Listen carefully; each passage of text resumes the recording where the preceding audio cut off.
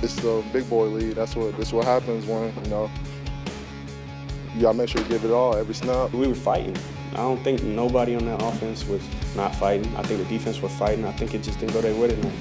That's the way this league works. We have to allow this to bring us together and not separate us.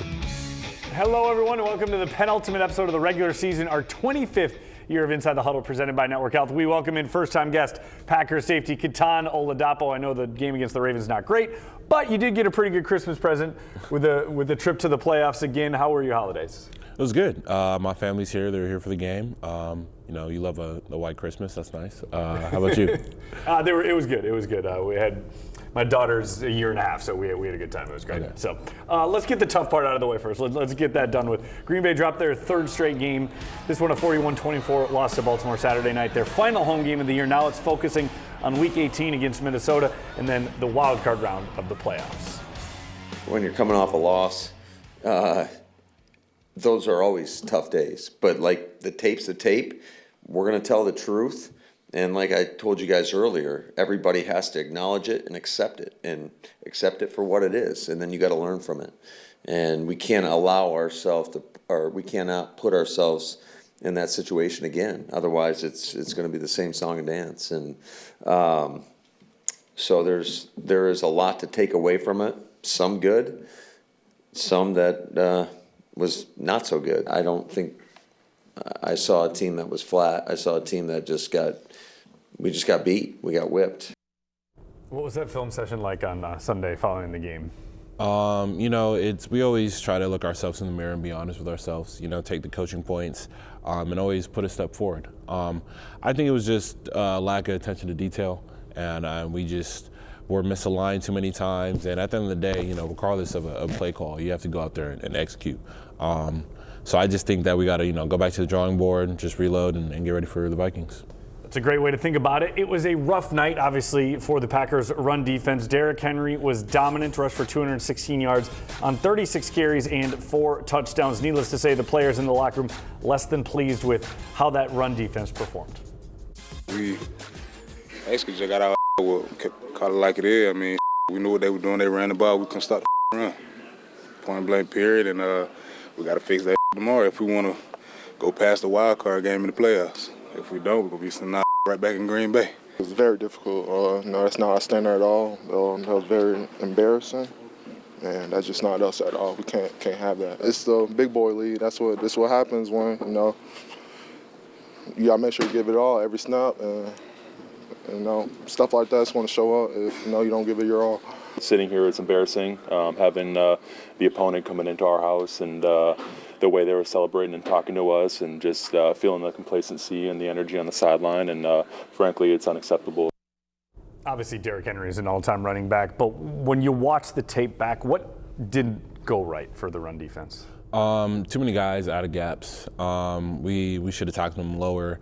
They were just staying ahead of the sticks, and they were converting on third down. So on third down, we really needed to get off the field. Is there a concern about the run defense because you guys had been good against the Eagles? You'd been good the last time you played the Bears. Do you think this was more of an anomaly? Yeah, I think we just need to be more consistent, with our effort, with our assignment, our alignment. But guys have the most faith in each other. We just got to reload and get ready for next week. And the good thing is once it gets to the playoffs, everybody's 0-0 and records do not matter. For a team already riddled with injuries, they just kept coming on Saturday night. 3 players carted off. Safety Zane Anderson with an ankle injury, Jordan Riley with an Achilles injury, and Kamal Haddon with an ankle injury as well. His was bad. They would not show a replay. Nate Hobbs and Dontavian Wicks also left the game with injuries. Does it kind of feel like you guys have been snake bit with injuries this season? I mean, a little bit, but I feel like as football, injuries happen, and you have to next guy up mentality. And we have a lot of talent in our locker room, and I think that even our backups are great, and they're going to go in there and perform. When you see guys go down like that, especially with Kamal when they don't show it, and you mentioned it was pretty gruesome. I know Zane's in your safety room. What's kind of going through your mind there when you see that, just hoping everything's going to be okay? Yeah, it's tough. We were on a knee praying on the sideline. You saw the picture of, Evan and Bull praying for him. It's just tough because, OTAs, camp, you've been grinding with these guys all year, and to see them go down is tough. For sure. To no one's surprise, Malik Willis, another stellar performance. We'll talk about his play coming up next on Inside the Huddle, presented by Network Health.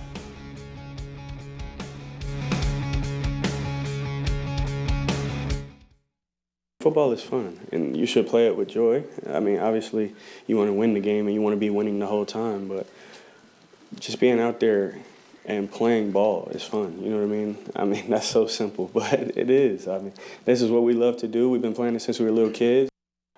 Malik Willis making himself a lot of cash on the free agent market coming up this offseason with his play the last 2 games, starting in place of Jordan Love. Number 2 is fantastic. 18 of 21 passing, 288 yards and a touchdown, and how about 9 carries for 60 yards and 2 scores. Actually being here in the offense and going into my second year, I think it's been great. You get to learn so much over this is my 4th year in the league. You get to see so many different styles of offense and understand why we're doing certain things. And I think that Matt does a great job and, communicating with us and making sure that we know what to do with the ball and when he calls the play, what he's thinking. I mean, I don't really think we can ask, any more from him. I think that, the way that he approached this week and, things that he did for us in the game, he was the reason we were, in it. He made play after play after play out there. He was one of the few bright spots, I would say, on the night in regards to what he was able to do. I thought he made plays. He threw the ball accurately. Matt LaFleur shut down any idea of a quarterback controversy on Sunday, saying Jordan Love is the starter. No surprise, but Malik has definitely shown he is a starter in this league. Yes, for sure. Guys have all the most faith in Malik when he goes in there. And even in the preseason last year for the 3 games, guys love watching Malik play. You mentioned it. The defense loves when Malik's out on the field. Why is that? Yeah, because it's really tough to contain a mobile quarterback, as we've seen the last couple of weeks. But when he starts doing the zone read action, the defense has to stay honest, because he's a real threat when he's running the ball. And he's pretty good at it as well. Time now for our good drive of the game, brought to you by Gruber Law Offices. After a field goal to start the second half, got Green Bay within 10. Malik, with his second rushing touchdown of the game, this one from 11 yards out, got the Packers within 3 at 27-24. That was the Gruber Law Offices good drive of the game. Gruber Law Offices, 1 call, that's all. We heard him talk about playing football like it's fun. When you see Malik, it seems like he's just the most even-keeled dude. Nothing gets to him. Jordan's kind of the same way, but you see his playful side as well. Yeah, he's a great teammate. He's a great leader. He's like that all the time. You're going to always get energy, enthusiasm from Malik every day. So, he's a positive guy. He's a good guy, and he's good for the locker room. And obviously we see he's pretty tough, too, because he took that hit to the shoulder against the Bears, came back to play, kind of got like the Willis Reed moment when he ran back out on the stands. They would have, obviously, Matt said he was good to go if he had to come back in. What is it about him as a leader? Because everybody talks about how great of a leader Jordan is. What is it about Malik that makes him a good locker room guy? I think it's just how calm and poised he is. And when people are calm, that has confidence that they don't need to be rah-rah guys or change their personality in certain situations. He's even keel. He's the same guy every day. That's what you like to see. Yeah. Kitan belongs to a talented safety group. We'll talk about the competition in that room coming up on Inside the Huddle.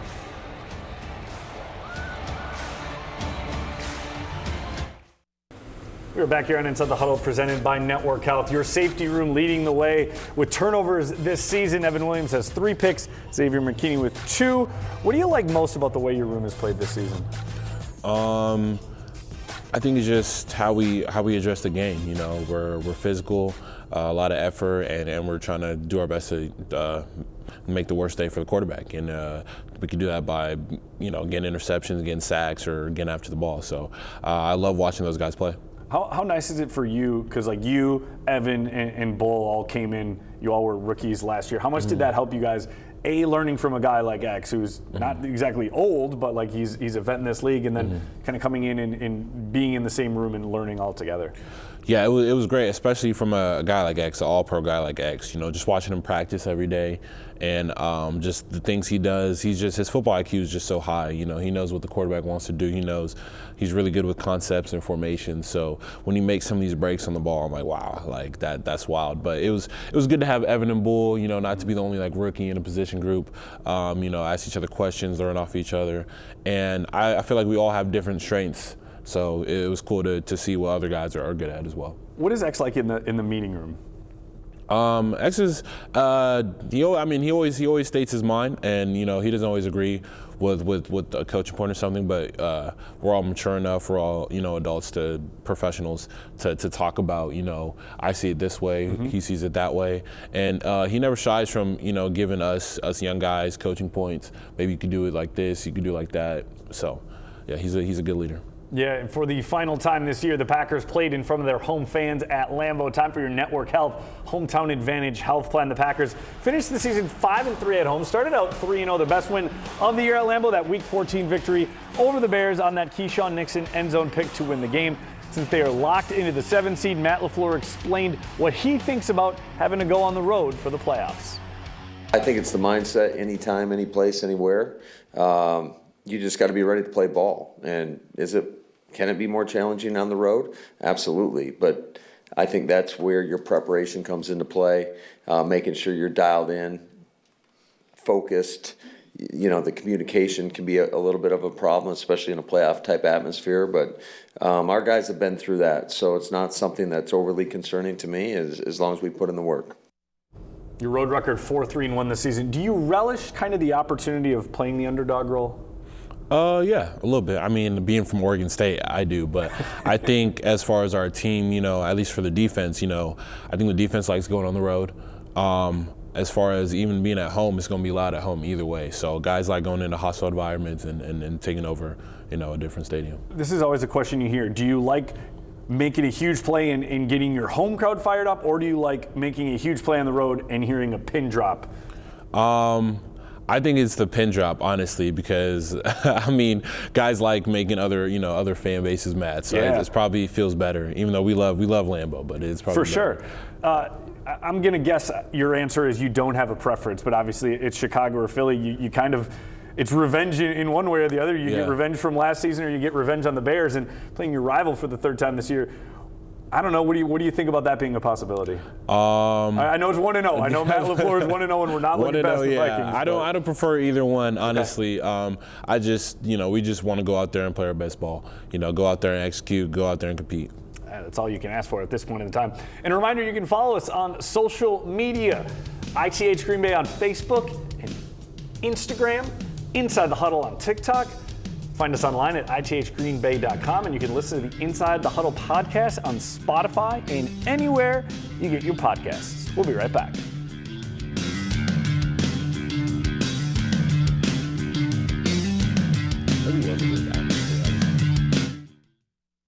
We have to understand this is a group thing. You can't point any fingers. That's just going to separate you further. And I feel like everybody just has to self-check. Everybody has to look in the mirror and, just really answer the hard questions. Did I put my best foot forward today? Did I go as hard as I could on every snap? Next up for Green Bay, a trip to Minnesota for the regular season finale against the Vikings. That's noon next Sunday. Earlier this year, it was a 23-6 victory over Minnesota at Lambeau. Vikings actually enter this game on a 4-game winning streak. We heard Evan talking about looking in the mirror. You talked about it. That seemed like that was a common theme in the locker room after the loss. Yes, you got to take a good look at yourself and see what you did wrong. And if we all get individually better, then we're getting better as a team. Is there, I don't know if concern's the right word, but like Week 17 and the little mistakes are still happening. Is there like we need to figure this out? Is that maybe a concern or? I wouldn't say a concern. I think it's at the end of the day is, are you going to show up on game day? Okay. Being this far in the season, we all know our assignments. We all know what we need to do. I think it's just going out there and executing on Sunday. That makes sense. What's the key to getting momentum back heading into the postseason against a Vikings team that is playing well? I think it's preparation, having some good practices, healthying up a little bit, and then just going out and going, taking it to the Vikings. Yeah, and we've heard about it. The seeding, we talked about it already, is locked into the 7 seed. So this game, win or lose, won't ultimately change anything. Obviously, you want to win every game. Matt LaFleur said past experiences will factor into how much he decides to play starters, if at all.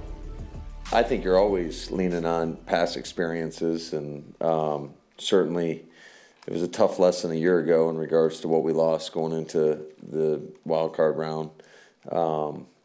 But yeah, absolutely, you lean into those, and then kind of the state of the team as well. So I think there's a lot of variables that get thrown into play. I know a lot of people have difference of opinions on what is the best route, and ultimately we got to make what the best decision is for us. I'm going to take a wild guess that Coach LaFleur has not made let you guys know yet what his decision is in that regard. Is that true or false? Yeah, he hasn't told us about that. When you I know last year you were playing for a little bit more because there was still the possibility you could become better than a 7 seed. When do you think you'll find out? Is that like a Friday thing about who's going to play? Or you think throughout practice, you'll see what guys are taking reps or not. So, yeah. You saw your most action last year in the season finale against the Bears. You expecting something similar this week, or is that again we'll find out? I hope so. I don't know for now, but I'm always ready to go. Just waiting on my time. What is for you? What's your process like this week? Especially with you have an extra day, you have 2 days off. Are you already looking at Vikings tape? We're taping this on a Monday. Oh, for sure. I've been looking at the Vikings in the last couple of games, what tendencies they like. And, especially with at 9 not playing, you're seeing any differences in the offense. But you still have their star players. They still have Aaron Jones is running the ball well. So is Mason. They have Justin Jefferson, so Hawkinson. So there's still guys that we got to keep the top on. Is the expectation that Brosmer is going to start, or is that I believe, as of now, I believe so. Okay. What is the challenge of defending that aerial attack? I know Brosmer's not, he's not a Kirk Cousins or a whoever they've had, like Sam Darnold like last year, but what challenges do Jordan Addison and Justin Jefferson present to a defensive back? Oh, for sure. Being honest, and playing with your eyes. And making sure you having good eye discipline, because you take your eyes off, Addison or Jefferson, they could hurt you for sure. Yeah, it's going to be an interesting one, and find out where this one goes. Are they going to Chicago? Or are they going to Philadelphia for the wild card round? We'll find that out on Sunday night. We'll be right back for one more segment of Inside the Huddle presented by Network Health.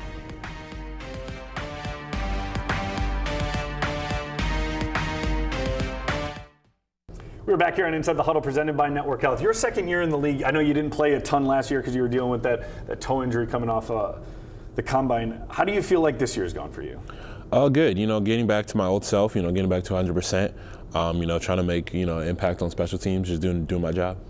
Special teams, I know, is a kind of a hot button topic. How do you feel like your guys have done in coverage units, in kick coverage, in return? I think we've been doing good as far as kickoff. We've punted once in the last 5 games. Yeah, it's true. We had some struggle with our field goal block, beginning of the year with some blocks, so we've cleaned that up, and maybe make a little more splash on our punt return. But I think teams have been good this year. What would you say was your welcome to the NFL moment, if you've had one? Maybe last year I was a little heavier coming off my broken toe, and I had to block JJ as a wing on punt, so that was really tough. So. Do you feel like more? You kind of mentioned you feel more like yourself now heading into year 2 and then year 3 next year. Yeah, I wasn't a T-step guy, but once I broke my toe, I became a T-step guy. So my brakes are cleaner. I'm moving well. Getting back to full speed. So. What do you need to do to prove to the coaches on Sunday that, hey, I need more reps? I think it's just going out there and showing that I'm a guy that they can trust, a guy that can go out there and not only do his job, but go out there and make a play. That's what we love to hear. Victor, I almost called you Victor Oladapo. Kitan Oladapo. Wow, don't know where that one came from. My apologies. Thanks for watching. It really well the first time. Yes. Thanks for watching Inside the Huddle. Have a great week, everybody. Merry Christmas. Happy New Year.